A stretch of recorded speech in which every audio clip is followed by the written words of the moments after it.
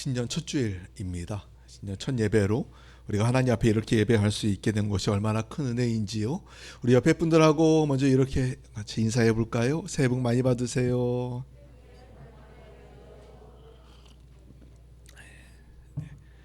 새해 첫날 여러분과 함께 뵙게 되어서 너무나 감사합니다. 여러분에게도 올해 한 해 하나님의 놀라운 축복이 가득하기를 주님의 이름으로 축복합니다. 저와 여러분이 오늘 말씀을 같이 나누려고 그래요. 여러분, 교회는 꿈이 있습니다. 교회는 생명체입니다. 그래서 교회는요, 꿈이 있고요, 다시 살아나는 역사, 부흥의 역사가 반드시 교회 안에 있습니다. 교회는 하나님의 살아있는 집이고 성도가 함께하는 공동체입니다. 그러므로 교회에는 꿈이 있고 교회에는 부흥이 있는 거예요.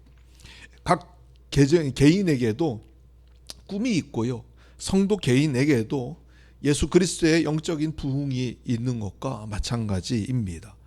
오늘 여러분에게 요엘서 말씀을 같이 읽었는데요, 요엘서 말씀은 요엘 선지자가 하나님께로부터 받은 하나님 나라에 대한 꿈을 말하고 있습니다. 하나님께서 요엘 선지자에게 말씀하셨어요.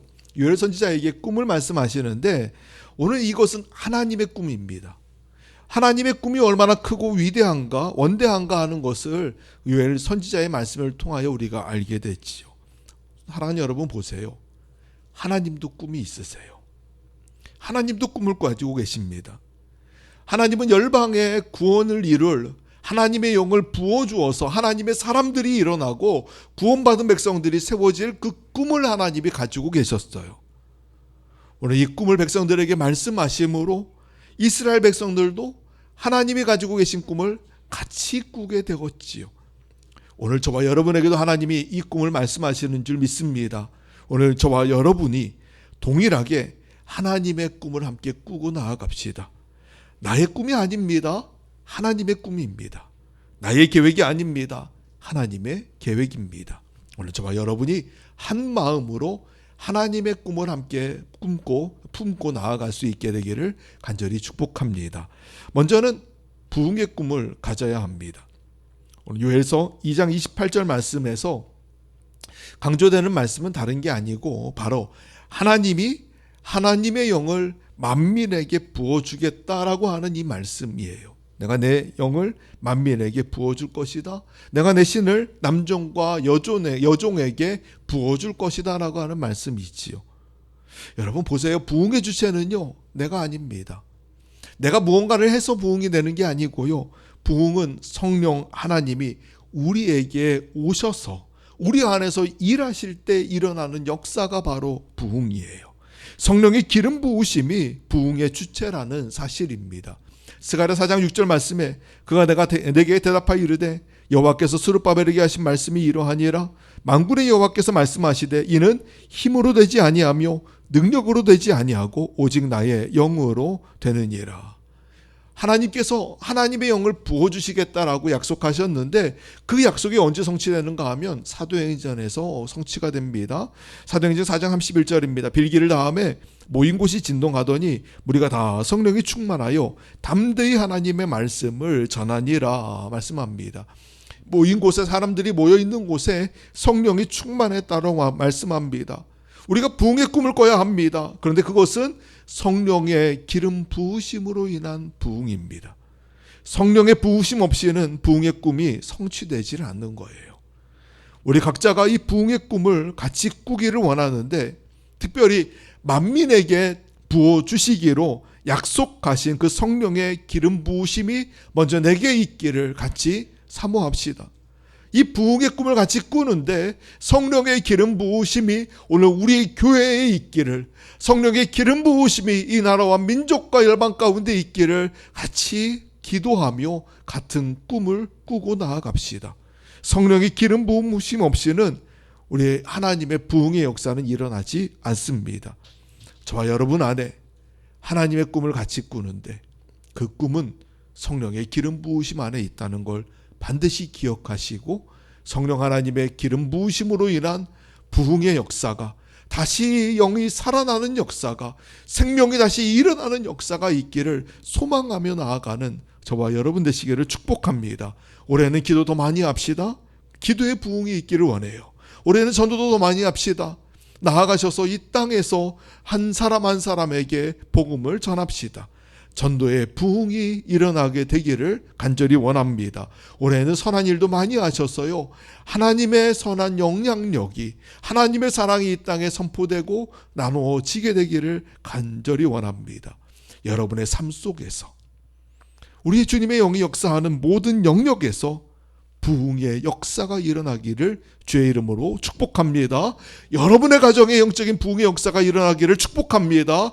여러분의 교회, 이 땅에 이 교회에도 영적인 부흥의 역사가 가득하기를 주의 이름으로 축원합니다.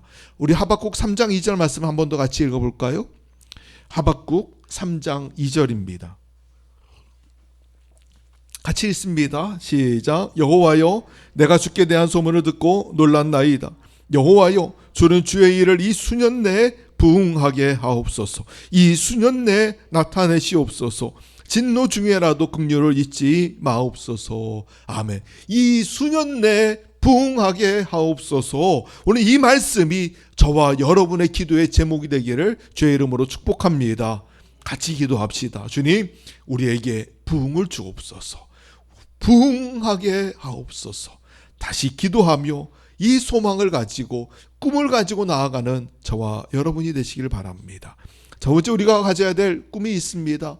그것은 다름 아니라 바로 선교와 교육의 꿈입니다.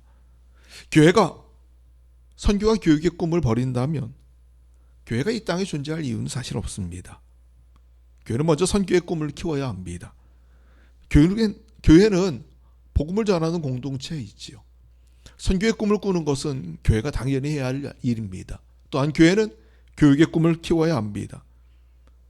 교회는 훈련받고 세워진 인재들을 나아가서 하나님의 복음을 전하는 선교 공동체이고 교육 공동체예요. 교회가 사람을 안 키운다면 교회가 무슨 일을 하겠습니까? 먼저는 선교의 꿈을 가져야 합니다. 교회가 사실 우선적으로 세워야 될 정책은 선교이지요.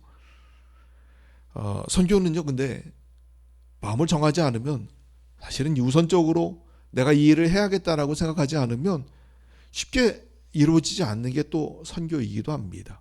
왜냐하면 교회가 선교에 대한 분명한 정책과 비전을 세우지 않고 나아간다면 보통 재정들을 그냥 잘 되어가는 일에 우선적으로 쓰기 마련이고, 아니면 지금 우리가 즐겁게 되는 일에 즐겁게 되는 그 하나하나의 행사에 집중하기 마련이에요. 그래서 선교라는 건 특별히 꿈을 가지고 또 목적을 가지고 다른 것보다도 더 우선하는 마음을 두고 접근할 때 그 교회가 선교를 이루어가는 거지, 선교는 그냥 교회는 당연히 하는 거지 라고 생각한다면 사실 그렇진 않아요. 여러분 가정도 마찬가지예요. 선교에 무관심하고 다른 일에 몰두하는 교회는 사실 예수님 원하시는 교회 모습이 아닙니다.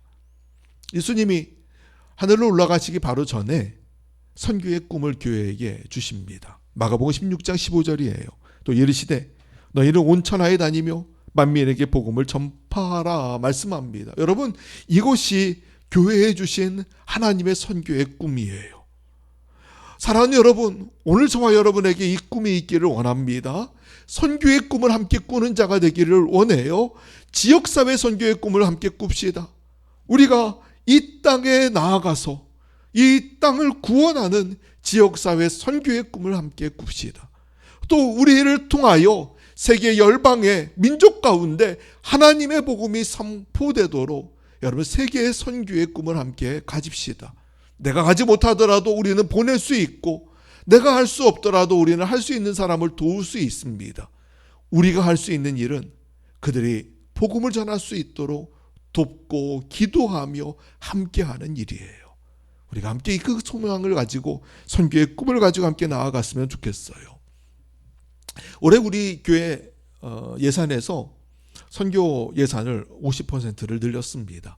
50%나 할 수 있을지 모르겠지만 죄송스럽게도 사실 우리 교회가 선교 예산을 그동안 이런저런 핑계로 많이 책정하지를 못했었습니다. 뭐 건축한다느니 이런 여러 가지 이유들 때문에 선교 비중을 많이 늘리지를 못했었어요.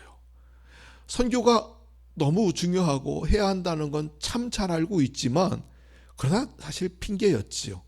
핑계 될 건 아닌데 이런 핑계들이 우리 안에 있었습니다. 그래서 이제는 선교 예산을 50% 이제 이번에 늘렸어요.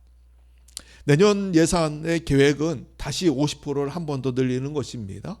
그렇게 되면 2022년도 예산보다 2024년도 예산에 선교 예산이 2배가 될 것이고 그 이후에 계속하여 선교 관련 예산들을 계속 늘려나갈 계획입니다. 이건요, 교회의 사명이기 때문에 그래요. 우리가 해야 될 일이에요.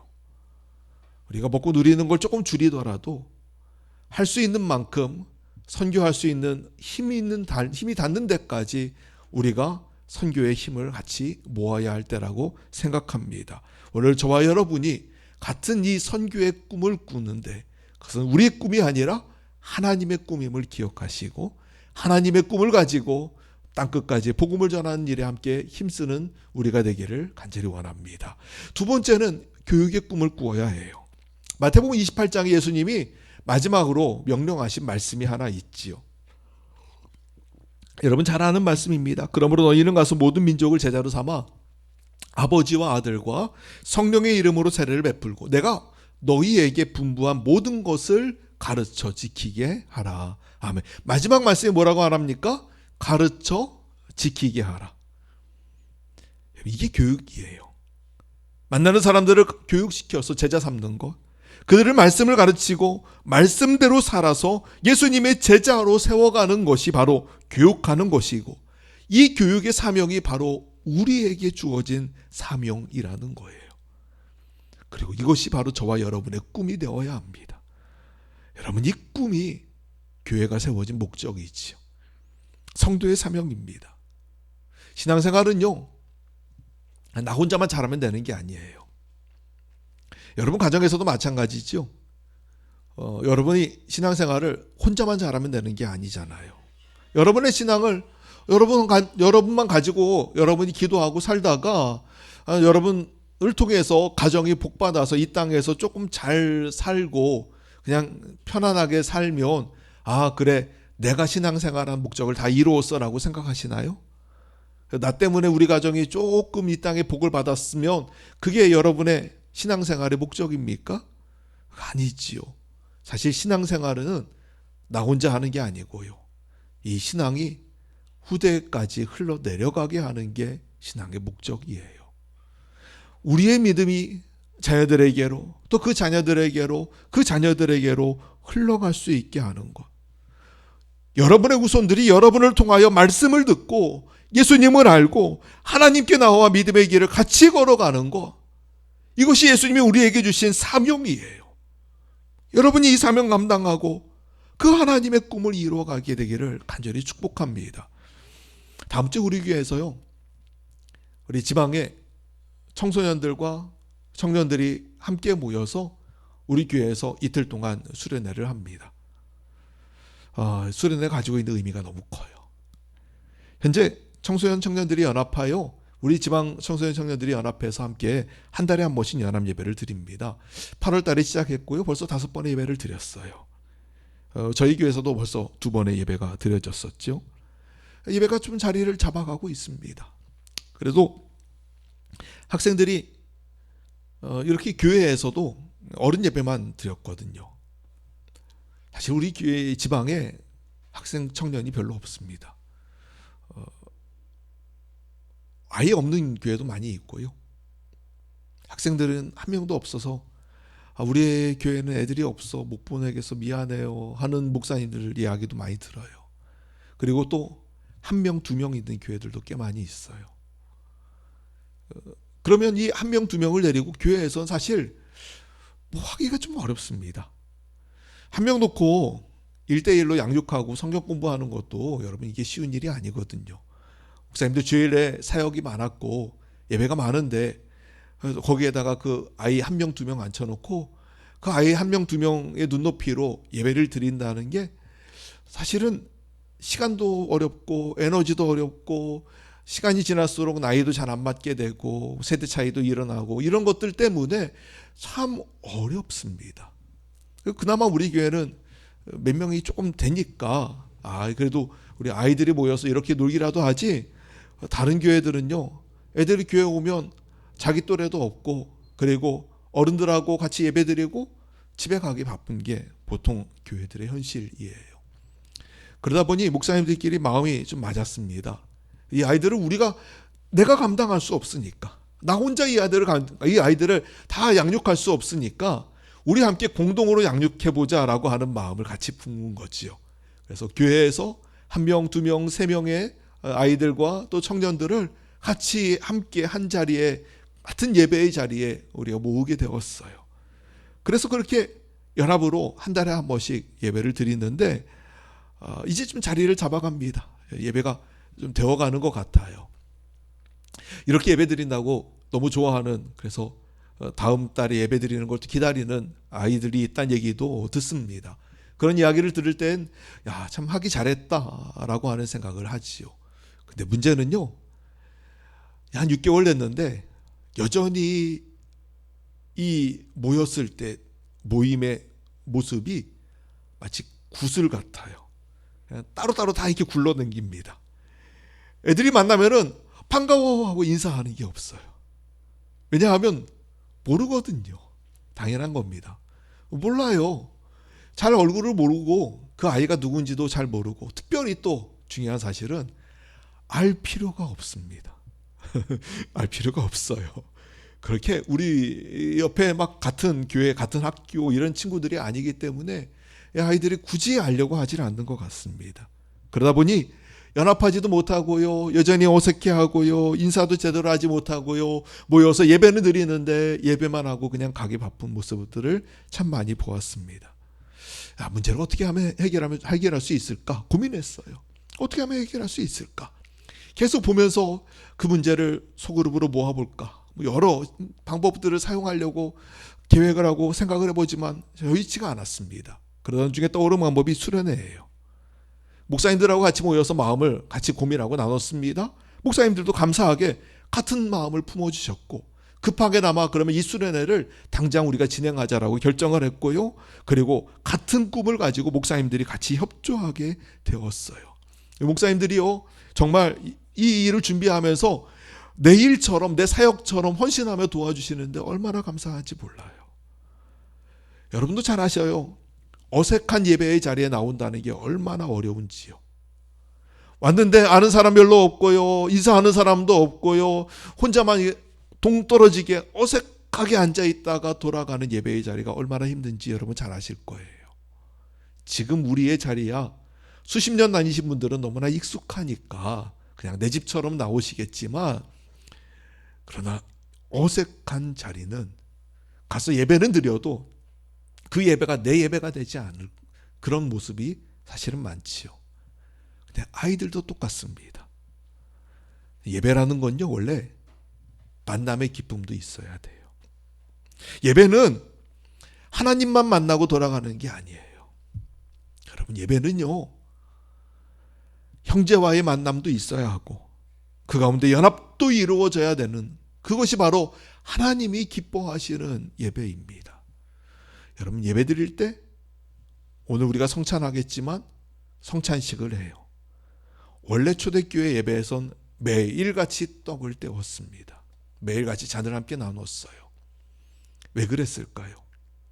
물론 성찬을 통하여 하나님의 예수 그리스도의 피와 살을 내가 함께 동참하고 그것에 참여한다는 의미도 있지만, 그러나 하나의 빵을 같이 띄어 먹고 나누는 것은 그것이 바로 연합이고 교제라는 것을 의미하는 거예요. 여러분, 예배는 와서 그냥 하나님만 보고 가는 것이 예배가 다가 아닙니다. 예배에는 연합이 있어야 돼요. 이 청소년 청년들도 마찬가지입니다. 단순하게 나와서 그냥 그들의 찬양으로, 또 그들에게 눈높이에 맞는 말씀으로 같이 기도하고 예배드리는 것으로만 끝나면 안 되고, 이들이 같이 교제하고 연합하는 일이 분명히 있어야 되는데, 오늘 그 일을 위해서 우리가 이 수련회를 준비했지요. 내년에는요, 내년 겨울 2024년 한 1월 정도로 예상하고 있는데 단기 선교도 계획을 하고 있습니다. 우리 지방의 청년과 청소년들을 모아서 우리가 단기 선교도 갔다 오려고 그래요. 그것만큼 아마 훌륭한 훈련 과정도 없기 때문에 우리 목사님들이 그러면 단기 선교까지 우리가 준비하자라고 말하고 있어요. 여러분, 이 모든 계획들이 잘 이루어질 수 있도록 기도해 주시기를 간절히 바랍니다. 이런 일을 하는 이유는 한 가지입니다. 정말 한 가지예요. 수련회를 하든 연합 예배를 드리든 단기 선교를 가든 이 모든 것은 다음 세대를 어떻게 세워나갈 수 있을까에 대한 고민에서부터 시작된 것이죠. 이것은 다른 교회 아이들을 위한 일만이 아닙니다. 우리 교회 아이들을 위한 일들이에요. 아까도 말씀드렸듯이 우리가 한 사람 한 사람을 양육하고 케어할 수 없었기 때문에 마음이 맞는 목사님들끼리 함께 모여서 함께 이들을 같이 세워가자라고 힘을 모으는 거예요. 여러분도 함께 기도해 주세요. 함께 꿈을 가져주세요. 우리 교회의 다음 세대들이, 또 우리 지방에 있는 교회들의 다음 세대들이 신앙으로 성숙되어 나아갈 수 있게 해달라고, 주님 만나서 하나님 안에 함께 꿈을 가지고 나아가는 믿음의 세대들이 되게 해달라고 여러분이 기도해 주시고 또 함께 헌신해 주시기를 바랍니다. 교회가 다음 세대 놓치면 희망이 없습니다. 교회에 연세 드신 분들만 계속 올라가 버리고 밑에 젊은 세대들이 올라오지 않는다면 교회에 무슨 희망이 있습니까? 지금 유럽의 교회들이 그런 식으로 문을 다 닫아버렸잖아요. 이 사명이 바로 우리에게 있어요. 먼저 신앙생활하고 있는 우리에게 다음 세대를 키워갈 사명이 우리에게 있습니다. 여러분, 저와 여러분 안에 하나님 안에서 선교의 꿈과 교육의 꿈을 같이 꾸어갈 수 있게 되기를 간절히 바랍니다. 하박국 선지자가 말합니다. 부흥하게 하옵소서. 오늘 하박국 선지자의 이 기도가 다시 하나님 그 일을 이루십시오라고 하는 그 기도가 오늘 저와 여러분에게도 있기를 원해요. 교회가 교육해야 하고 교회가 선교해야 합니다. 교회는 성령의 기름 부으심 가운데 뜨거워져야 합니다. 교회는 바로 이것이 교회의 꿈이어야 하고 또한 이것이 우리 주님의 꿈이기 때문입니다. 한 마음으로 이 꿈을 꾸고 한 마음으로 이 부흥하게 하옵소서의 꿈을 실현해가는 우리 교회가 되기를 주님의 이름으로 축원합니다. 같이 기도하겠습니다. 하나님, 우리가 주 안에서 꿈을 가집니다. 그 꿈을 함께 꾸는 자 되게 하시고 주님의 꿈을 같이 이루는 자가 되게 하옵소서. 예수님 이름으로 기도합니다. 아멘.